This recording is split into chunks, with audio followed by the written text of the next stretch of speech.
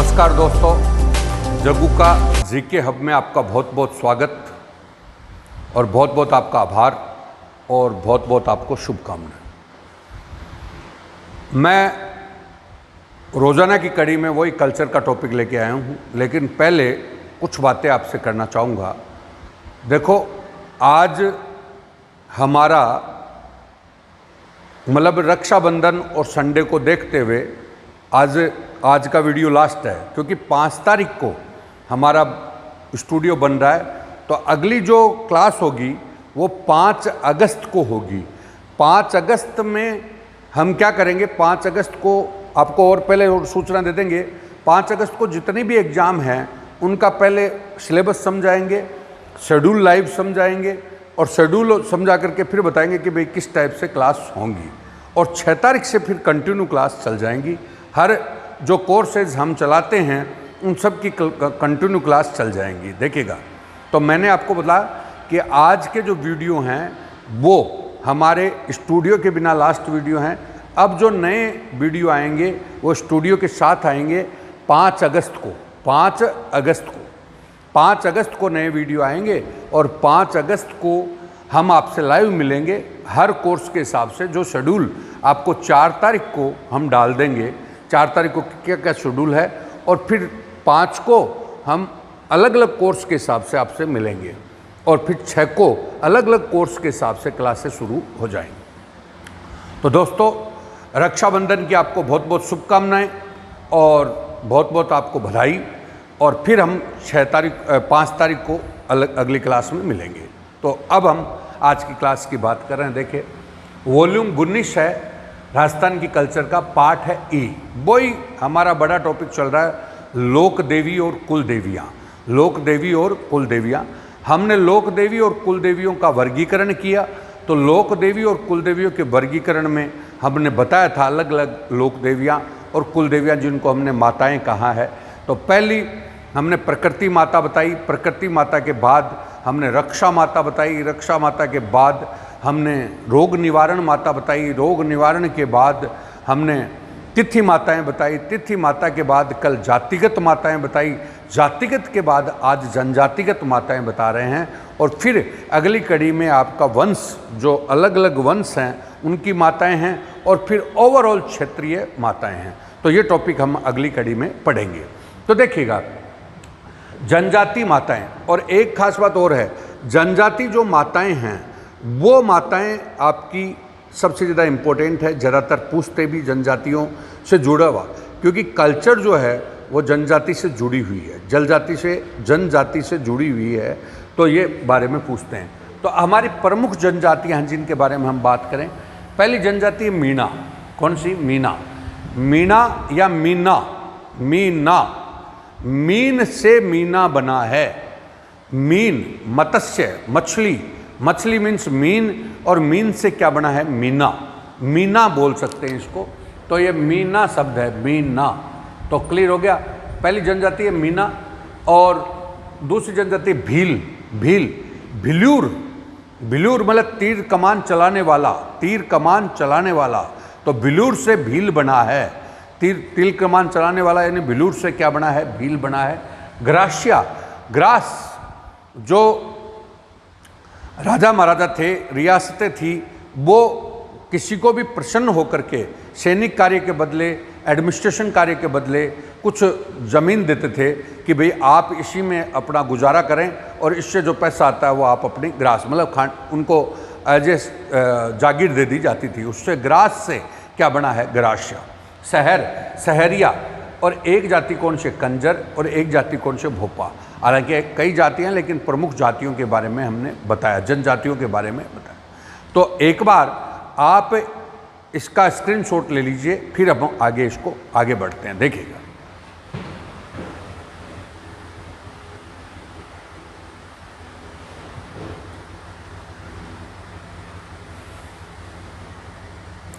देखिए पहले नंबर पर है मीना। कौन सा? मीना। तो मीना जो एरिया है वो पूर्वी राजस्थान है। पूर्वी राजस्थान जो है वो एरिया है। बेसिकली इनकी जो क्षेत्र है वो अजमेर हो गया, नंबर 2 जयपुर हो गया, दौसा हो गया, करौली हो गया, सवाईमाधोपुर हो गया, थोड़ा भरतपुर हो गया। ये इसको ओवरऑल एक नाम बोलते हैं ज्योग्राफी में, कालखो पहाड़ी। कौन सी पहाड़ी? कालखो पहाड़ी क्षेत्र था, वो मीनाओं का क्षेत्र था। कालखो पहाड़ी एरिया अजमेर से शुरू होता है और अजमेर से लेकर के ये आपका आगरा तक जाता है। तो अजमेर की लाइन में आपका अजमेर है, जयपुर है, दौसा है, आपका दौसा के बाद सवाईमाधोपुर, करौली और भरतपुर क्षेत्र आता है। इस क्षेत्र में मीनाओं का बाहुल्य है। मीनाओं का क्या है? बाहुल्य।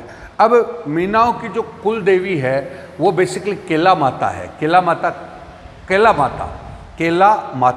केला माता का जो मंदिर है वो त्रिकुट पर्वत पर करौली में है। त्रिकुट पर्वत पर किसका है? करौली।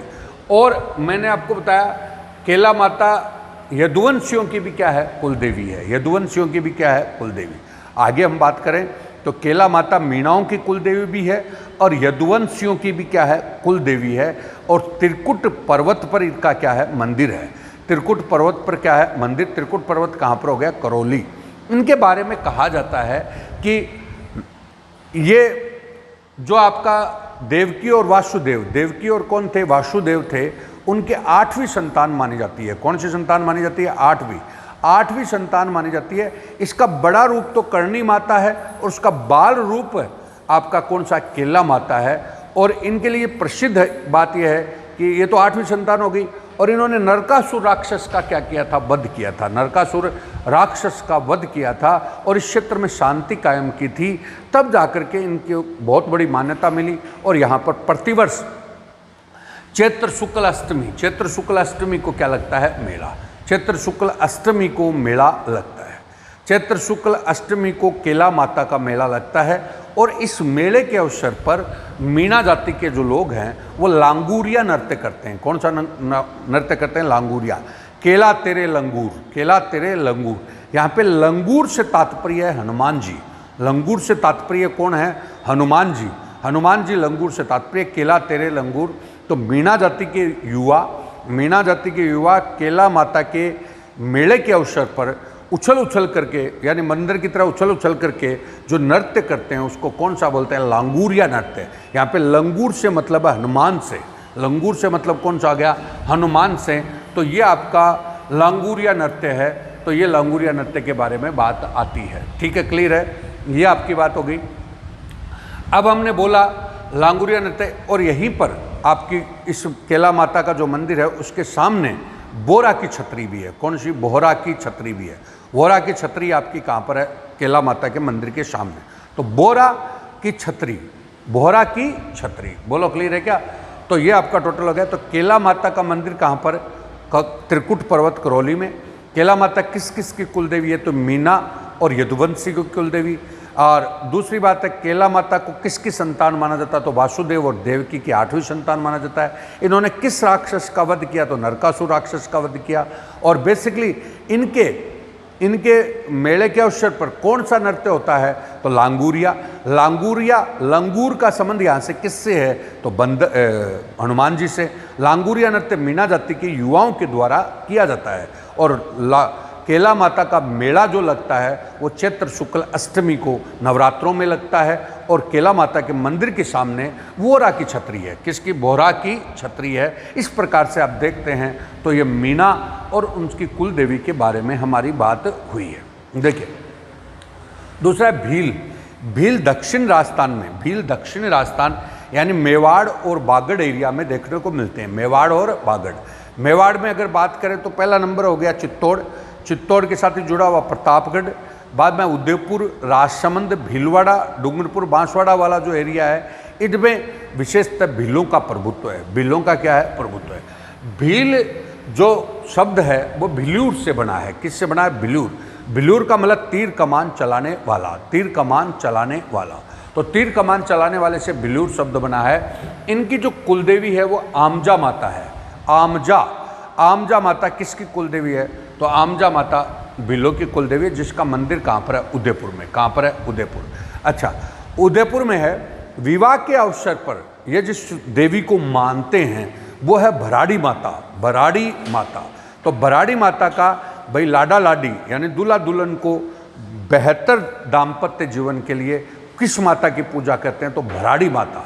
तो भराड़ी माता का मतलब आपने देखा तो भीत भराड़ी, दीवार पर भराड़ी का चित्र बनाते हैं और उसको सुखी दाम्पत्य जीवन के लिए उसकी पूजा करते हैं। उनका जो मंदिर है वो कुशलगढ़ बांसवाड़ा में है, कुशलगढ़ बांसवाड़ा। तो मैं वापस बोल रहा हूँ, भील शब्द भिल्यूर से बना है। भिल्यूर का मतलब होता है तीर कमान चलाने वाला, अतः ये जनजाति तीर कमान चलाने वाली जाति है। बेसिकली इनका दक्षिणी राजस्थान में क्षेत्र है। दक्षिणी राजस्थान में आपका मेवाड़ और कौन सा एरिया आ गया, बागड़। और मैंने बोला इनकी कुल देवी कौन सी मानी जाती है, तो आमजा माता। आमजा माता का जो मंदिर है वो उदयपुर में है। इसके अलावा विवाह आदि के अवसर पर ये कुलदेवी लोक देवी के रूप में जो मानते हैं वो किसको मानते हैं, तो बेसिकली भराड़ी माता को। भराड़ी का मतलब भीत पर, भीत मतलब दीवार पर भराड़ी का क्या मनाते हैं, चित्र। और सुखी दाम्पत्य जीवन के लिए इसकी पूजा करते हैं। और भराड़ी माता का जो मंदिर है वो कुशलगढ़ में है। कहाँ पर है, कुशलगढ़। तो देखिएगा अब है दो बात। तीसरी ग्रासिया, ग्रासिया कहाँ पर है, शिरोई। ग्रासिया जनजाति तीसरी बड़ी जनजाति है ग्रासिया। अब देखो ग्रासिया जनजाति, मैंने कहा ग्रास से ग्रासिया बना है। तो पहले राजा महाराजा को किसी को बेटर वर्क के लिए कुछ जागीर दे देते थे, उस जागीर को ग्रास नाम दिया गया है। तो ग्रास से क्या बना है, ग्रासिया। और ग्रासिया जनजाति का जो क्षेत्र है वो शिरोई में है। कहाँ पर है, शिरोई। इनकी जो कुलदेवी है वो गौर माता है। गौर समझ गए होंगे, गौर माता का कहाँ पर है, शिरोई में। गौर से मतलब गणगौर, गणगौर मतलब पार्वती को ये अपना देवी मानते हैं। पार्वती को किस रूप में पूछते हैं, गौर के रूप में। किसके रूप में, गौर। और इसी गौर माता के मतलब जो मेला वेला लगता है, गणगौर के अवसर पर मेला लगता है, उस दौरान ये अपना प्रसिद्ध वालर नृत्य भी करते हैं। कौन सा नृत्य करते हैं, वालर नृत्य ग्रासियों का प्रसिद्ध नृत्य है जो शिरोई क्षेत्र में किया जाता है। और वालर नृत्य पुरुष और स्त्रियां दोनों करते हैं और बिना वाद्य यंत्र के किया जाने वाला यह नृत्य है जिसमें केवल शारीरिक सामंजस्य से ही नृत्य किया जाता है। ये कौन सा नृत्य, वालर। तो वालर नृत्य सारनेश्वर महादेव के मंदिर मेले पर और गौर माता का जो मेला लगता है उस मेले के अवसर पर ग्रासिया जनजाति के द्वारा कौन सा नृत्य किया जाता है, तो वालर। कौन सा, वालर। तो वालर नृत्य भी कहाँ का हो गया, शिरोई का। कहाँ पर किया जाता है, कौन करता है, तो पुरुष और स्त्री दोनों करते हैं और बिना वाद्य यंत्र का नृत्य है। और ये भी इस जनजाति का प्रसिद्ध नृत्य है। और गौर माता की गौर लीला करते हैं, गौर लीला समझ गए। उसी प्रकार से है जैसे राम के पात्रों की जो लीला है वो रामलीला, कृष्ण के पात्रों की जो लीला है वो रासलीला। और उसी प्रकार से शिव और पार्वती की जो लीला है वो कौन सी, गौर लीला। तो गौर लीला के नाम से भी जानते हैं। तो देखिए दोस्तों, चौथी जनजाति है सहरिया। सहरिया का क्षेत्र कौन सा है, किशनगंज और शाहाबाद। किशनगंज और कौन सा है, शाहाबाद। सहरिया जनजाति दो ही क्षेत्रों में रहती है, किशनगंज और शाहाबाद में। और बेसिकली किशनगंज शाहाबाद कहाँ पर है, बारा। ये इनकी जो कुलदेवी है वो सीता माता है। आपको पता है सीता माता को जो वनवास दिया था तो वो इसी एरिया में रुकी थी और इस क्षेत्र में रुकी थी। इसी क्षेत्र में वाल्मीकि का आश्रम है। अतः सहरिया जनजाति सीता माता को अपनी कुलदेवी मानते हैं। और सीता माता के उपलक्ष्य में यहाँ पे सीताबाड़ी का मेला लगता है, सीताबाड़ी। और सीताबाड़ी का मेला कब लगता है, तो ज्येष्ठ अमावस्या को सीताबाड़ी मेला लगता है। ज्येष्ठ अमावस्या को सीताबाड़ी का मेला लगता है। तो ये आपकी बात हो गई सहरिया जनजाति के परिप्रेक्ष्य में। किसके परिप्रेक्ष्य में, सहरिया जनजाति के परिप्रेक्ष्य में था। अब देखिए अगला जो कड़ी हम देखते हैं तो कंजर जनजाति का क्षेत्र है हाड़ौती। कौन सा, हाड़ौती। कंजर जनजाति बेसिकली अपराध वृत्ति के व्यवसाय से जुड़ी हुई है, अपराध वृत्ति के व्यवसाय से जुड़ी हुई है। और अपराध वृत्ति का जो व्यवसाय है उससे जुड़ी है, इसलिए पैदल चलने में भी माहिर जाती है। और बेसिकली इनकी जो महिलाएं हैं वो नाचने गाने में प्रवीण होती है, एक्सपर्ट होती हैं। और ये जनजाति का जो क्षेत्र है वो हाड़ौती और सवाईमाधोपुर वाला एरिया होता है। इनकी जो कुलदेवी है वो चौथ माता है। चौथ माता का जो मंदिर है वो चौथ का बरवाड़ा सवाईमाधोपुर में है। माघ कृष्ण चतुर्थी को इनका मेला लगता है। कहाँ पर, चौथ का बरवाड़ा सवाईमाधोपुर। और इस मेले के अवसर पर इन जो महिलाएं हैं, मतलब महिलाएं, इनकी जो महिलाएं हैं वो चक्री नृत्य करती हैं। कौन से नृत्य? चक्री। मतलब चौथ माता के मेले के अवसर पर ये महिलाएं चक्री नृत्य करती हैं। चक्री नृत्य कंजर जाति की महिलाओं के द्वारा शारीरिक प्रदर्शन के द्वारा किए जाने वाला क्या है? नृत्य। जैसे आपने गाना भी सुना होगा, आपा चक्री में घुमाला आजा आजा ये धापुड़ी, तो वो जो उसी पर जैसे नृत्य होता है वो कौन सा? चक्री। हालांकि राजस्थान के सारे नृत्य वो घूमर बेस्ड भी है, भाई घूमने के परिप्रेक्ष्य में ही है, तो ये नृत्य का नाम कौन सा? चक्री नृत्य, जो कौन करती है? कंजर जाति की महिलाएं करती हैं। आगे अब अपना भोपा जनजाति। कौन सी? भोपा जो जनजाति है उनकी जो कुलदेवी है एक तो बधाना माता। ये लोग भोपा जो हैं वो जादू टोनों और तंत्र विद्या एवं अपन बोलते हैं कुरीतियों से ज़्यादा जुड़े हुए हैं। तो ये भोपा जनजाति जो है वो आपका ऑर्थोडॉक्स जनजाति है बहुत ज़्यादा। तो इसके परिप्रेक्ष्य में हम बात करें तो भोपा की कुलदेवी है बधाना माता। भोपा की कुलदेवी कौन सी है? बधाना माता। बधाना माता कहाँ पर? कोटा, जो मूठ से रक्षा करती है। इनका मानना है कि बधाना माता हमारी मूठ से क्या करती है? रक्षा। एक कुलदेवी है बांक्या रानी। बांक्या रानी माता कहाँ पर है? भीलवाड़ा। बांक्या रानी माता कहाँ पर है? भीलवाड़ा। तो ये मिर्गी से रक्षा करती है, इनका मानना है मिर्गी से रक्षा करती है, लेकिन ये रूढ़िवादिता है। अभी हमारे जो राजस्थान के प्रसिद्ध डॉक्टर रहे अशोक पनगड़िया साहब, इन्होंने मतलब न्यूरोलॉजिस्ट हैं, उन्होंने इस भ्रांति को दूर किया कि मिर्गी कोई वैसे रोग नहीं है, मतलब रूढ़िवादिता से जुड़ा हुआ रोग नहीं है, क्योंकि उस मिर्गी के रोग में महिलाओं की ये लोग दुर्दशा करते कि जैसे जूतियाँ मतलब चप्पल वगैरह सुंघाते, उनको भूतनी के परिप्रेक्ष्य में मारते वगैरह, ऐसे मान्यता थी।